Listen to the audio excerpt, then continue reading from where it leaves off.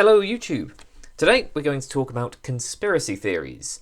So there's a tendency for people in academia, and well, I guess sensible people in general, to be quite disparaging of conspiracy theories. Indeed, many people see conspiracy theories as exemplars of irrationality. One way to dismiss a claim that somebody makes is to say, that's just a conspiracy theory.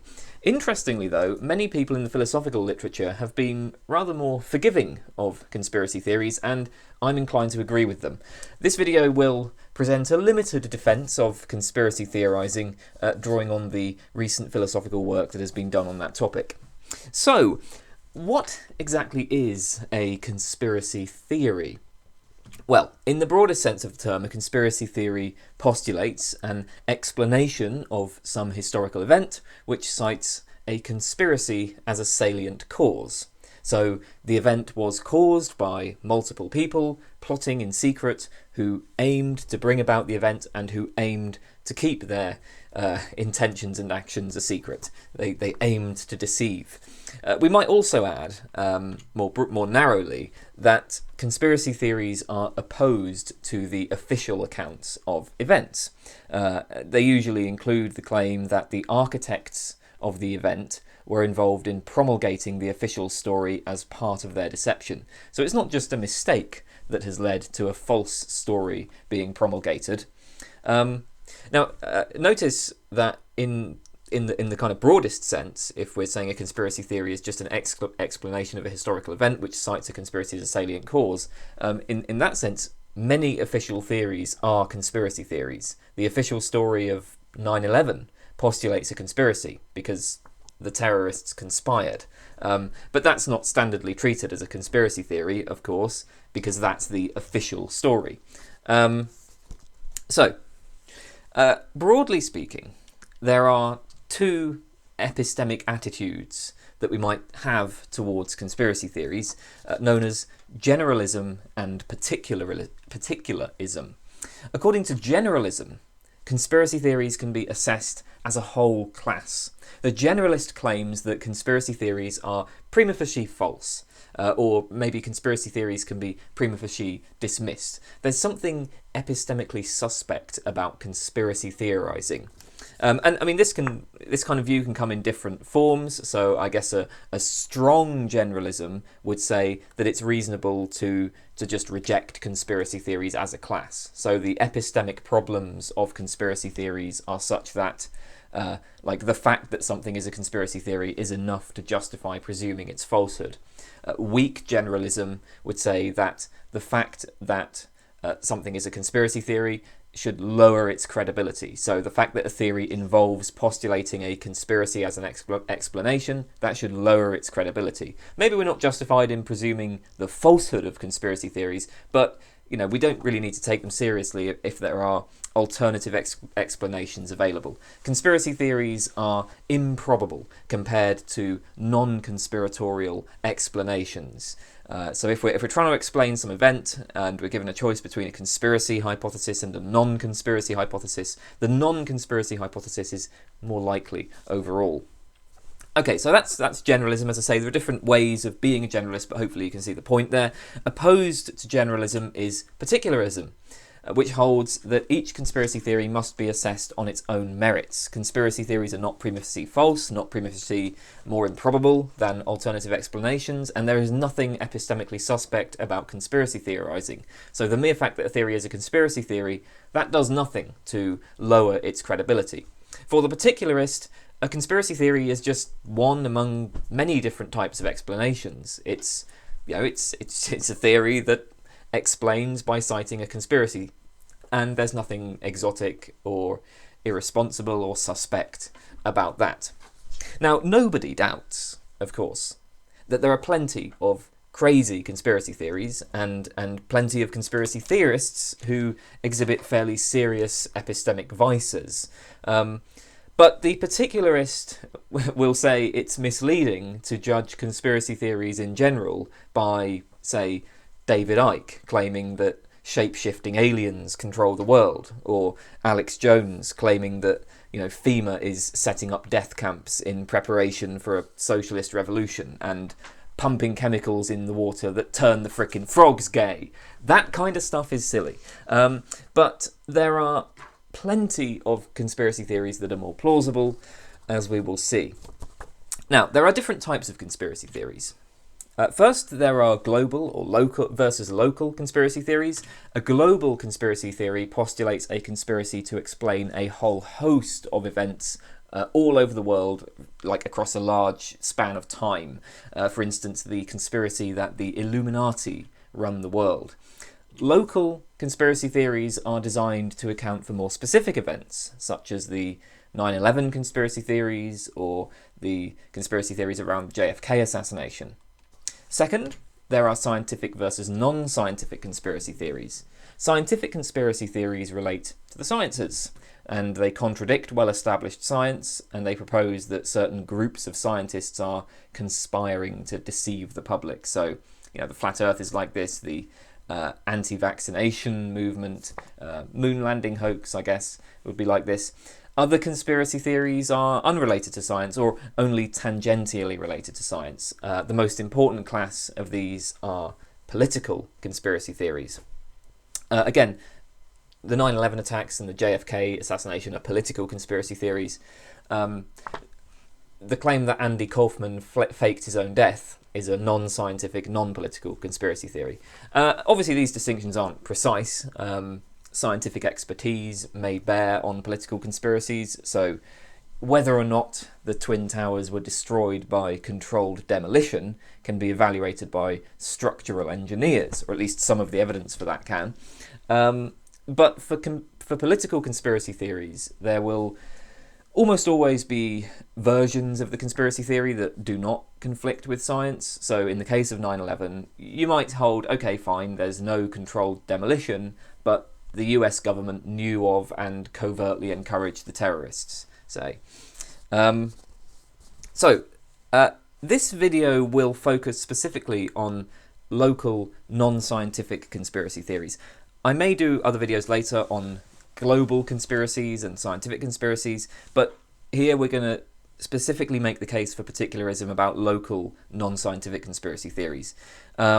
So the claim will be that in many cases, conspiracy explanation is just as well supported as a non-conspiracy explanation, and believing a conspiracy theory is, in many cases, no less rational than believing the official story, the story promoted by the major public institutions. Now, of course, it's true that most conspiracy theories are false, but that's just because most theories in general are false. So yeah, if you pick a random conspiracy theory and, like, in the absence of any other evidence, we can suppose that this is probably false. But the same is true for a random non-conspiratorial theory, right?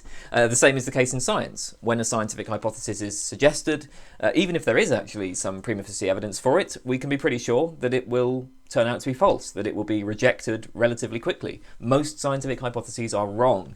But of course, we don't think there's something epistemically suspect about science. We evaluate the evidence, we see which hypothesis is the most plausible. And the same should be the case for explanations of social events.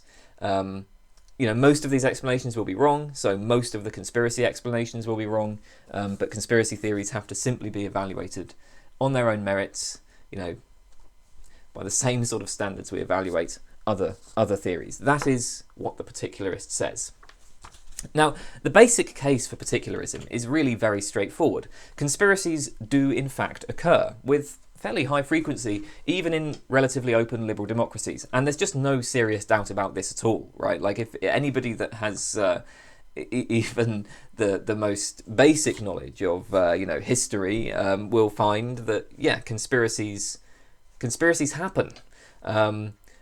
And some of them are very significant. And what were once mere conspiracy theories have now become the official accounts of many events. So here's a list of some uncontroversial conspiracies of varying seriousness. I won't explain all of these. Obviously, you can look them up if you're interested in the details.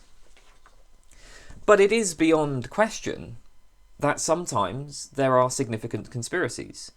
Conspiracies that it would be in the public interest to know, where the government or some other major institution deceives the public for financial or political reasons. The other thing is, I mean, these conspiracies are, the ones I've listed here are kind of bad, right? They're negative, they're malevolent.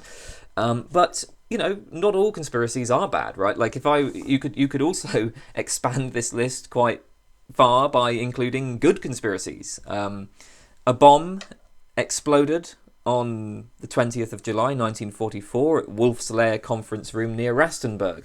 That was the result of a conspiracy to assassinate Hitler. A pretty good thing, or at least, you know, good attempt, right? So the point is, there are a lot of conspiracies happening when we look at history. Not all of them bad, but quite a lot of them are bad, and it would be in our interest to know about them. So yeah, what are we to make of this? Well, conspiracies do occur. So those who take the generalist position must be assuming that although conspiracies occur, they're relatively rare, right? Like, so for any given historical event, the prior probability that it was caused by a conspiracy is very low. Now, I guess whether you're inclined to take conspiracy theories seriously depends on which of two competing visions of society you adopt. I'm drawing here on Lee Basham's article, Malevolent Global Conspiracy. So one way of thinking about society, one vision of society, is what we might call the open society. And on this approach, most relationships in public institutions are driven by a commitment to an open, transparent, civil society which respects liberties and rights. Most government workers are inclined to respect constraints of law and common moral opinion. There's a small degree of conspiratorial behaviour, of course, but it's rare. It tends to be discovered when it happens, and it tends not to have a big impact because of the way our institutions are structured. So there are successful checks and balances, say, and these prevent any particular group of people from wielding significant power, right? So there are various institutional features which mean that conspiracies tend to be discovered and they tend not to have a big impact when they do happen. So what this means is then that the prior probability of any given event being a result of conspiratorial behaviour is low, and so a relatively large amount of evidence is required before a conspiracy theory will be plausible. The examples that I listed a minute ago are aberrations. They're kind of deviant from the norm. On the other hand, the conspiratorial society, on this kind of view of society, while there are many open and honest relationships, there is also routine, systematic conspiratorial control exercised for financial or political gain. Conspiratorial control that is malevolent, right, not in the public interest.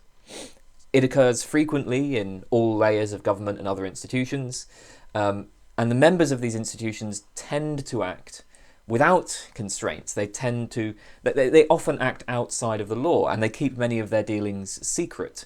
The examples of the conspiracies that I just gave are just the known famous cases of what is actually the norm, and there are many more cases like that we don't know about.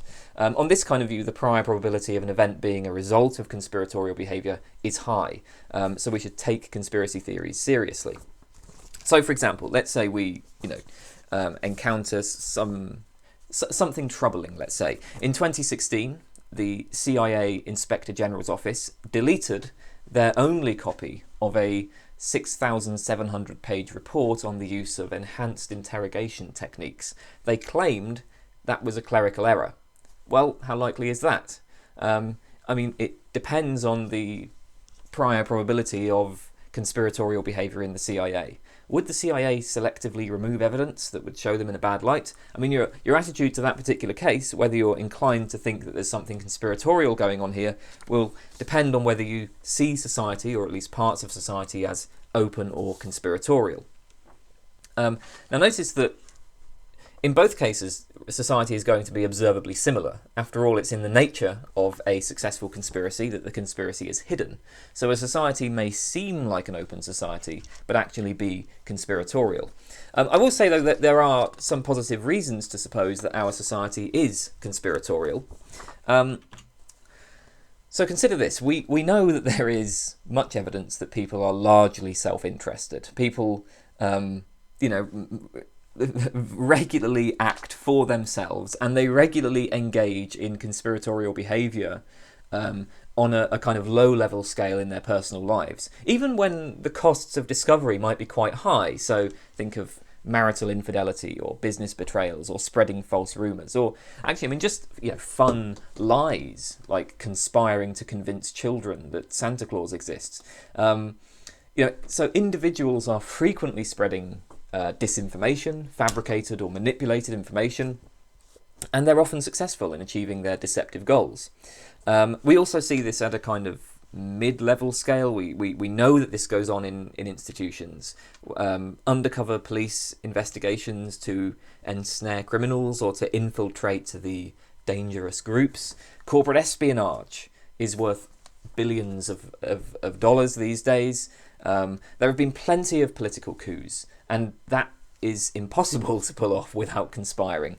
And not just like violent coups or anything, but just say when a party leader is trailing in the polls, the other MPs might conspire to remove them, and so on.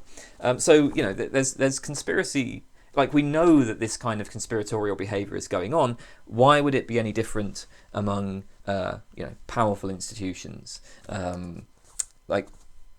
Surely, we know that the members of such institutions retain these kinds of abilities. And we might also note there is psychological evidence that the kind of people attracted to powerful positions are just those people who are quite likely to engage in this kind of behaviour. So evidence that, people with psychopathic personality traits tend to get to high positions in these institutions.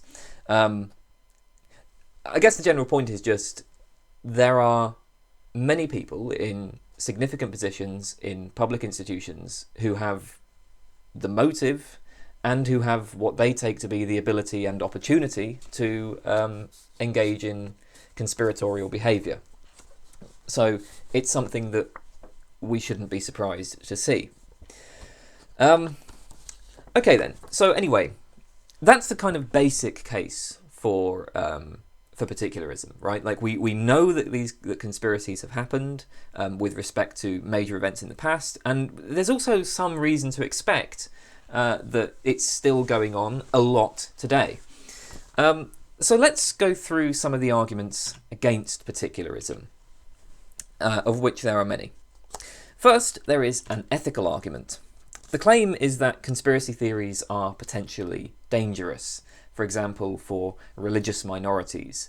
The Protocols of the Elders of Zion is a classic example. The more recent white genocide conspiracy theories that immigration is being promoted in white majority countries in order to cause the destruction of the white people. That's another kind of example.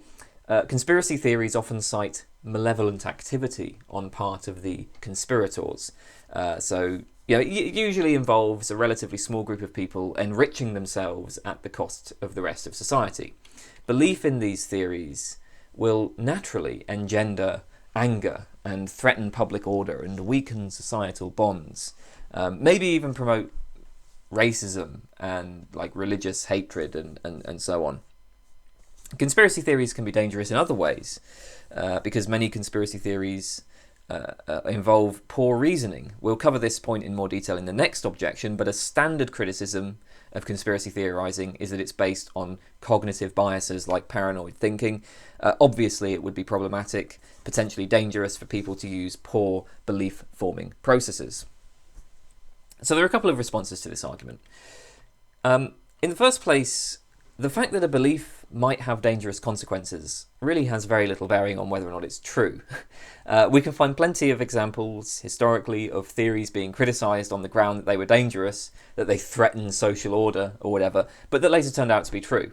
And later turned out we were better off for believing in them. So heliocentric models of the solar system and Darwinian theory of natural selection are obvious examples.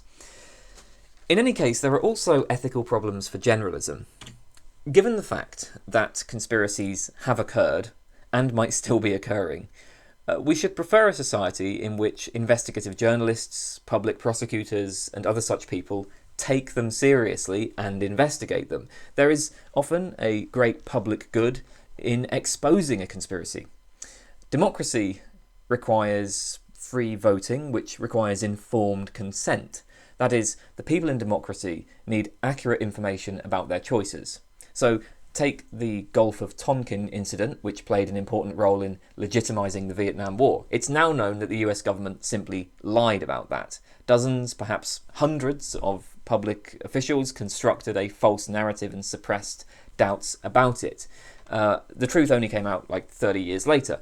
This kind of thing has pretty disastrous consequences for a democratic society, right? Because you end up with a war driven by lies, supported by a population that had been intentionally misinformed. In the same way, the market system, that's built on consumers having accurate information about the products they buy and the services they use. Secret plotting and illegal activity on the part of companies distorts this. So we want to know that this stuff is going on. Now, when all of the sensible people treat conspiracy theories as prima facie irrational, when conspiracy theorizing in general is viewed as epistemically problematic, it makes it all the more difficult to expose genuine conspiracies. So generalism undermines vigilance. And I mean, bear in mind, right, that in many actual cases of conspiracy theories, the conspirators did indeed demonize those who clocked them as conspiracy theorists in the pejorative sense. During the run-up to the Iraq War, Tony Blair would say that those who doubted the official story of weapons of mass destruction were just conspiracy theorists. So generalism ends up making it more difficult to criticise leaders and to expose actual conspiracies, and is therefore ethically problematic, it seems to me, in at least as serious a way as particularism is. Okay, so another argument for generalism is the psychological argument. This proceeds from the supposed psychological failings of conspiracy theorists. The idea is that conspiracy theorists as a group exhibit some sort of epistemic vice, some sort of cognitive bias, and so conspiracy theories are untrustworthy. For example, Richard Hofstadter famously claimed, in The Paranoid Style in American Politics, that belief in conspiracy theories resembles paranoid ideation.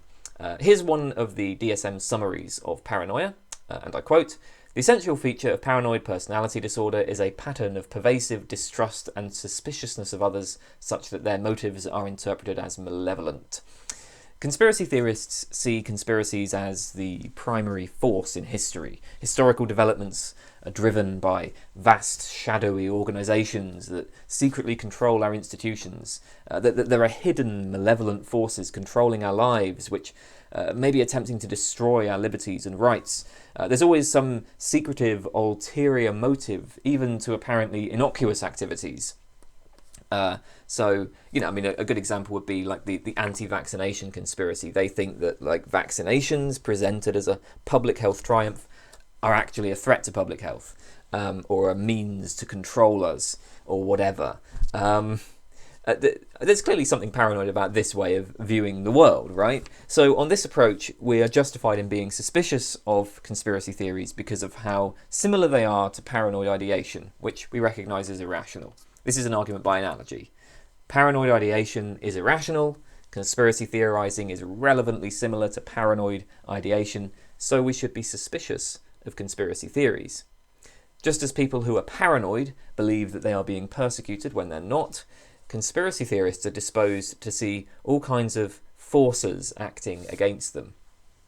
So that's one argument that's been used here. Many other scholars have found other types of poor reasoning and cognitive biases in conspiracy theorizing. So it has been claimed that conspiracy theorists exhibit an intentionalist bias.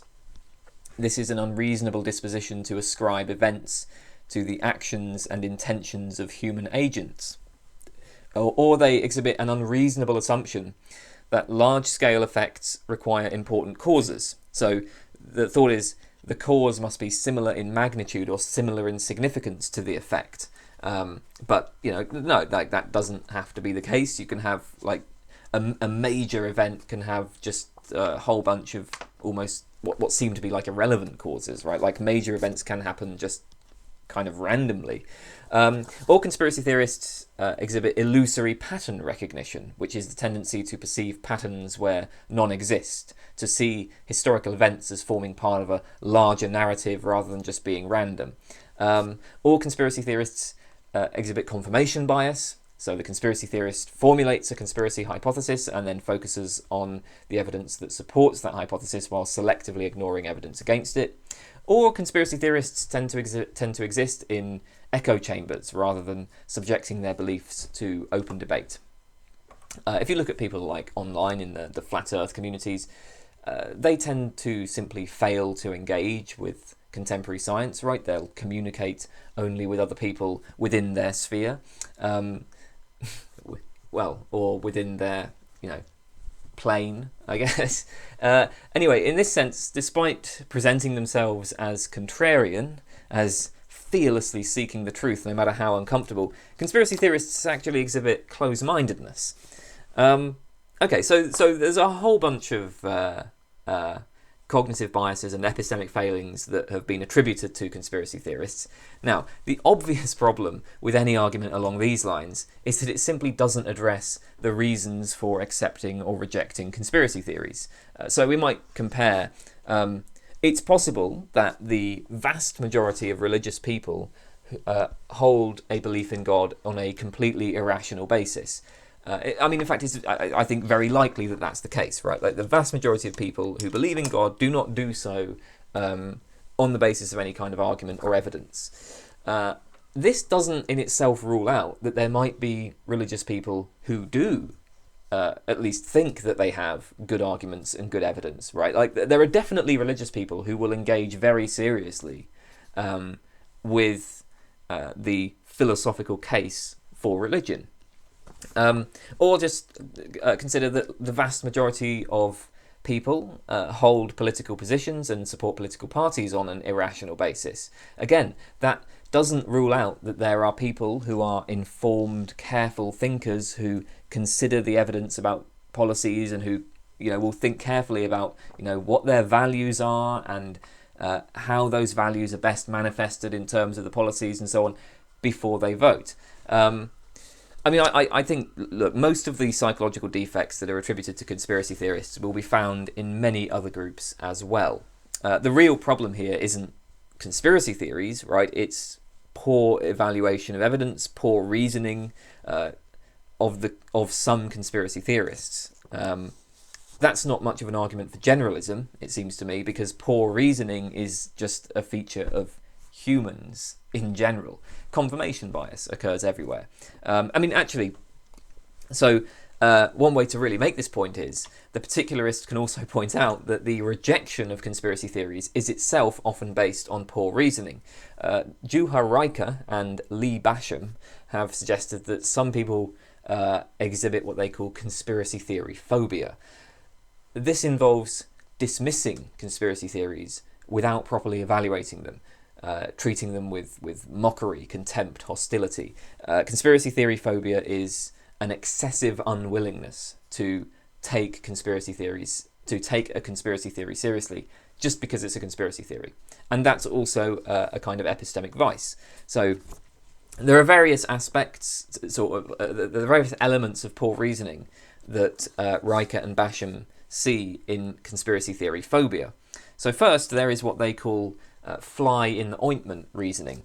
There are a number of popular conspiracy theories that are obviously crazy. The theories promoted by David Icke and Alex Jones are good examples. Yes, the idea that shape-shifting alien lizards rule the planet, that's insane. And that's not something we really need to investigate. Unless some pretty extraordinary evidence is presented to us, it's reasonable that people just kind of don't take that seriously, right? Like, none of us have the time in our lives to investigate every insane possibility that somebody comes up with.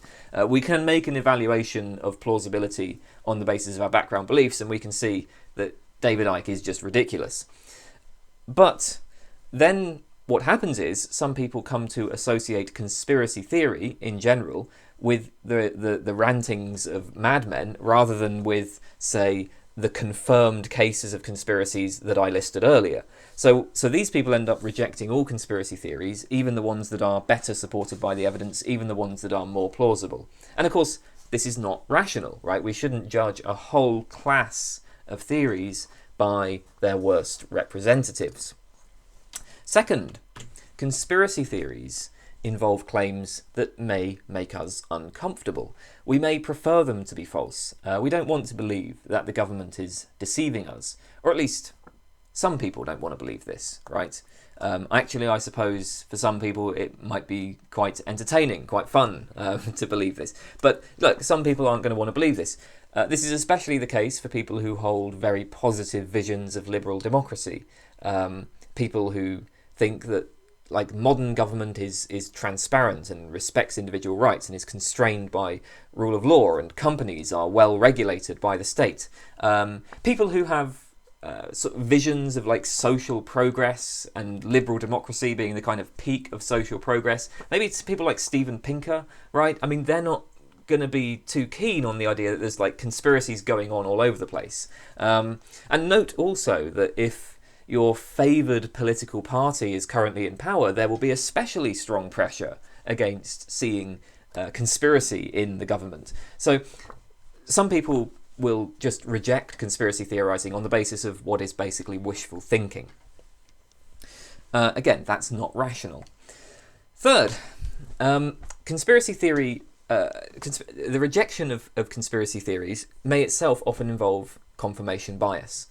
So the person who objects to conspiracy theories will formulate some hypothesis. They will say, it is false that authorities had any advanced knowledge of the 9/11 attack, or it is false that there was any conspiracy around the assassination of JFK. And she can go along finding evidence in support of her hypothesis and finding little evidence against it, because she's interpreting the evidence in light of her hypothesis. Even if her hypothesis is true, right? Even if it's true that there was no conspiracy involved in the assassination of JFK, there may still be a kind of irrational confirmation bias going on when somebody evaluates that hypothesis. And so just as conspiracy theorists are guilty of this, so are those with conspiracy theory phobia. Fourth, the risks of believing a conspiracy theory are relatively high in terms of social cost, at least in certain communities. Certainly within academia and the mainstream media, you're going to risk appearing like a crank, right? We know of plenty of people who endorsed conspiracy theories whose careers were kind of ruined as a result. Gary Webb for his Dark Alliance series, for instance. And even fairly radical thinkers are quite negative about conspiracy theories. So Chomsky and that other fellow who wrote Manufacturing Consent, and I'm forgetting the name because I didn't put this part in the script, it's just occurred to me now, but they explicitly say, like, oh, this is not conspiracy theorizing, we're proposing a kind of institutional structural explanation for what's going on, and so they don't take conspiracy theories seriously. Even people who are quite radical can be very negative about conspiracy theorizing. So the point is, look, for people in these communities, the only benefit of believing the conspiracy theory is that you might be correct. That's pretty much all. Of course, if the conspiracy theory is proven true and widely accepted, then accolades may follow, depending on how long before the conspiracy is revealed, I suppose. If it gets proven true decades later, then I guess nobody will care anymore. But look, in general, what you might get is you might get some accolades if it's shown to be correct, but that's about it. There's not really any other benefits to belief. For the vast majority of conspiracy theories, even if they are true, there's nothing I can do about it, right? Like, if the US government had not foreknowledge of 9/11, well, Like, what can I do about it, right? So why should I make myself look like a crank by saying that I think they did, if that's what I believe? On the other hand, consider disbelieving, right? The risks here are minor. There's no real risk in dismissing a conspiracy theory, because if the conspiracy theory is shown to be true, there's not any social cost to that, because everybody else, or at least most other people, also disbelieved it. So the point is, the rejection of a conspiracy theory may be driven by these pragmatic factors rather than by an honest evaluation of the evidence. So, overall then, conspiracy theories, yes, no doubt they are often believed on the basis of irrational thinking, but the same is true for the rejection of conspiracy theories. It would seem that the proper conclusion here is simply that human reasoning is deeply flawed, no matter what theories we're talking about. So there is no argument against particularism here. Okay, third argument for generalism is that conspiracy theories are problematic because they are unfalsifiable. Conspiracy theories are empirical theories. They make claims about the empirical world. Falsifiability is an important criterion for any empirical hypothesis. And in order for something to be falsifiable, we have to be able to specify what evidence would lead us to reject the theory. But conspiracy theories seem to be able to accommodate basically any evidence imaginable. So if we assume that the official story is a deception, it becomes very easy to interpret any apparently conflicting evidence as part of that deception, right? When a conspiracy theorist encounters evidence that seems to contradict her theory, be it official reports or public statements or court testimony or scientific research or whatever, she can just suppose that this evidence is itself deceptive, that this evidence is itself part of the conspiracy. Indeed, a conspiracy theory predicts falsified evidence, right? Like if there's a conspiracy going on, then there's some sort of cover-up, and a cover-up requires falsified evidence. So it's no surprise, the conspiracy theorist will say, that we find evidence that apparently conflicts with my conspiracy hypothesis. So the point is that any evidence that is presented is going to fall into sort of two camps, right? There's going to be the errant data that is not explained by the official story. That's like the stuff that seems to match the conspiracy theory. And then there's and then any other evidence, right, that initially seems to contradict the conspiracy theory, well, that's just going to be another aspect of the cover-up. That's just going to be created by the conspirators as part of the cover-up. So there's no evidence that actually contradicts the conspiracy theory. So suppose that Frank comes to believe that the local police department has been framing innocent people by planting evidence, and an investigation by the FBI concludes that nothing untoward has happened. Most people find this decisive. Frank is still unsure. He just supposes that the FBI are conspiring with the police department. And why not? They're both government agencies. They're both part of law enforcement in general. They may both have an interest in maintaining the power of law enforcement and public trust in these agencies. But then, there are investigations by the media, which also support the official story. Still, Frank doesn't reject the conspiracy theory. He just comes to think that the media are in on it as well. Maybe he even discovers that certain people working for the local newspaper have relatives in law enforcement, so they would have an interest in covering up for them. Whatever the case, this kind of reasoning can go on forever. So it's not falsifiable, and that's the problem, and that's why we should resist conspiracy theorizing. Now, there's a few points in response to this. First, so it's not obvious that falsifiability is an appropriate criterion of theory choice in all circumstances. In particular, in the case of a supposed conspiracy theory. So what's going on here is that we may have reason to believe that there are powerful agents who are intentionally covering up the truth. So what's happening here is that the objects of the theory are actively resisting investigation. And we know that this is something human beings do. Human beings do often deceive. And this is not the case if we're studying a natural phenomenon. nature does not actively, intentionally hide itself. Nature does not aim to deceive. Of course, it may be difficult to discover the secrets of nature, but that's not because the world is attempting to cover up the truth.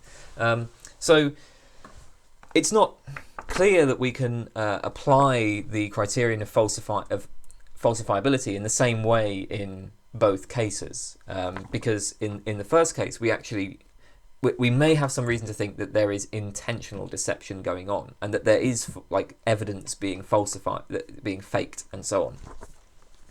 But second, and this is the more important point, scientific theories are not falsifiable in any naive, simple way. I actually have a couple of videos in my Philosophy of Science series on falsificationism, which you might want to check out, but here's one example.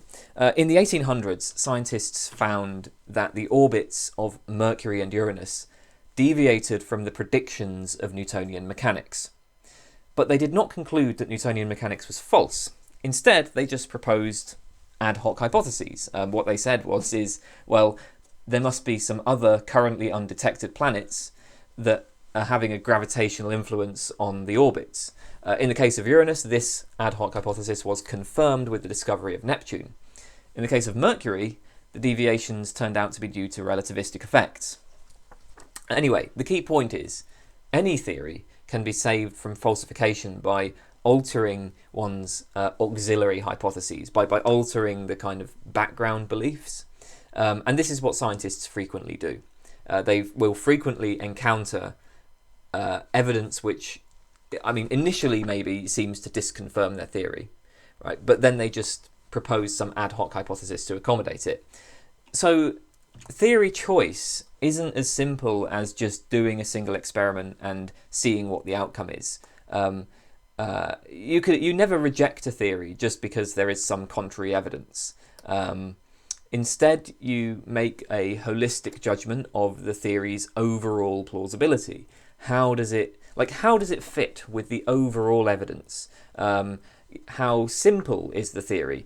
What is its explanatory scope? How does it fit with our background beliefs? And so on, right? There isn't going to be a clear point at which a theory becomes falsified. Rather, what will happen is lots of contrary evidence mounts, and as better alternative theories are presented, it'll start to look increasingly implausible, and so your belief kind of gradually wanes. It's very rarely the case that an experiment is done and it didn't match what we predicted, and so that's it, we reject the theory. That's not usually how it works. And so the same is going to be the case with conspiracy theories. In the example of Frank, right, we can see that his conspiracy theory does become increasingly less plausible as more and more agents are proposed as being involved in the conspiracy. So suppose that in one of the cases, say, of an alleged innocent person being framed, video evidence is discovered of the arrest. Maybe this is CCTV footage or whatever, which clearly shows that the suspect and the arresting officers, and it also shows they didn't plant evidence. The arrest was conducted properly. Now, of course, Frank can always explain this footage away as being manipulated by the conspirators, right? So there's always going to be the possibility of making these ad hoc hypotheses, but that starts to look increasingly implausible, right? And as such, the credibility of the conspiracy theory will reduce. Also, a final point here is, so consider this from the generalist position, right? The generalist holds that conspiracy theories are prima facie unlikely, and so we should generally prefer the official story. Now, her hypothesis may well be falsifiable, but in most cases, she doesn't actually go about trying to falsify it. That's the whole point of generalism, right? The whole point of generalism is that conspiracy theories can be dismissed offhand, at least in the absence of substantial evidence in their favour. The person trying to falsify the official story is the conspiracy theorist, not the generalist. A fourth argument is that conspiracy theories are self-undermining. Let's say I believe that the US government had foreknowledge of the 9/11 attacks. Well, why should I trust whatever evidence led me to accept this belief? how can I rule out that there is some further deception, some other organisation that is creating the lie of this conspiracy? So the official story and the evidence for it is presented by various institutions, but so is the conspiracy theory and the evidence for the conspiracy. How can the conspiracy theorist justify scepticism of the official institutions while maintaining trust in her alternative sources of information? That seems completely unmotivated. The basic problem here is that any evidence that appears to suggest that a particular group of people are conspirators could be argued to be a red herring planted by the real conspirators. So the data that points to US government involvement in 9/11, well, maybe that's disinformation created by the Chinese government, and actually the Chinese government were the ones who encouraged the attacks, or like whatever, right? I mean, you can always imagine that there's some further conspiracy going on, in the background, and how are you going to rule that out? Okay, so a few responses to this point. First, whether this is actually a problem is going to depend on what exactly the conspiracy theorist is claiming. Some conspiracy theorists will say only that the official story is a deception, but that what actually happened is unknown to us. Others will hold some specific hypothesis about the nature of the conspiracy. Now, only in the latter case do we have the concern that it might be self-undermining. So it's only if you're proposing some specific hypothesis about the nature of the conspiracy that there's this concern that, well, the evidence for that might just be a lie. After all, if it turns out that the evidence for the conspiracy is itself part of the conspiracy, well, that only shows that the conspiracy is broader than initially assumed. So if all you're saying is that the official story is a deception, then this argument that conspiracy theories are self-undermining has no force at all. But second, suppose I do endorse some specific hypothesis. So suppose I were to endorse the hypothesis that the US government had foreknowledge of 9/11. Well, it would seem that I can hold this hypothesis just as long as I have good reasons to believe it. Of course, there's always the risk that I might be deceived, even about this. It's logically possible. Indeed, it's logically possible that I'm being deceived about everything and I'm not perceiving anything at all. Maybe all of my sensory data is produced by a Cartesian evil demon or whatever. The question, though, is not what is logically possible, but what we have reasons to believe. So if I hold claim D, if I hold there is positive reason to believe that X is deceiving me, well, that obviously doesn't entail positive reason to believe that the evidence for D is a deception. Yes, it might be, right? Again, it's logically possible, but I may not have any particular reason to believe it. And obviously, in order for it to be the case that the evidence for the conspiracy is itself part of some broader deception, it looks like you're now postulating an increasingly implausibly large conspiracy, right? It looks like what was going on in the Frank case, where Frank saw more and more people involved in the conspiracy. So the idea that the Chinese government has encouraged 9/11 and then constructed evidence that the US government knew of 9/11, although none of that evidence is really convincing because it's not a popular, so it's still just a conspiracy theory, right? It's not like everybody thinks that the US government knew of 9/11. No, that's a fringe claim. The idea that this has been going on is increasingly implausible.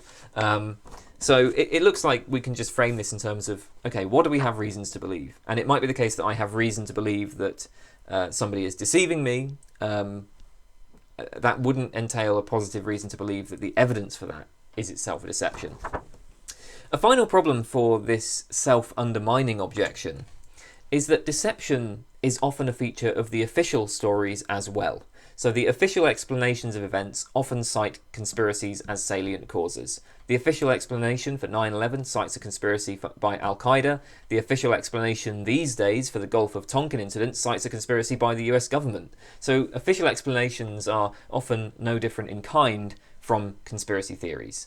It's just that conspiracy theories are not yet officially accepted.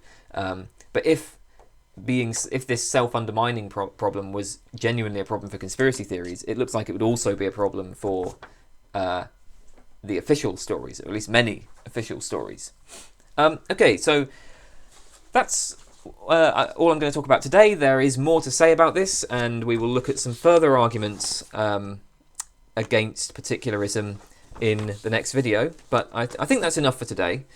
So thanks for watching. I will see you all again shortly for more on this topic. Goodbye.